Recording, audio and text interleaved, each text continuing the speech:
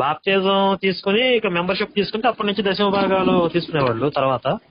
ఆ, మీ ఫ్రెండ్ ఇస్తాడా మరి రెగ్యులర్ గా దశమ భాగాలు అవి? ఆయన ఇయ్యాడన్నా, ఆయన మామూలుగా కానుకలే వేస్తాడు. ఎందుకని మరి సతీష్ ఊరుకుంటాడా దశమ భాగాలు ఇవ్వకపోతే? ఆయన ఇయ్యండి ఇయ్యండి అని ప్రతి వారం చెప్తూ ఉంటాడు. దశమ భాగాలు ఇవ్వమనా? ఆ, మామూలుగా ఏమంటారు కానుకలు వేసుకుంటే నేను అంతే. ఈ దశమ భాగం ఇవ్వకపోతే నరకానికి పోతారని అట్లా ఏమన్నా చెప్తున్నా, బ్లాక్ మెయిల్ చేస్తాడు ఏమన్నా ఎప్పుడన్నా? బ్లాక్ మెయిల్ అంటూ ఏం చెయ్యడు కానీ బ్లాక్ మెయిల్ అంటూ ఒక రకంగా చేస్తాడన్న. ఎట్లా అంటారా,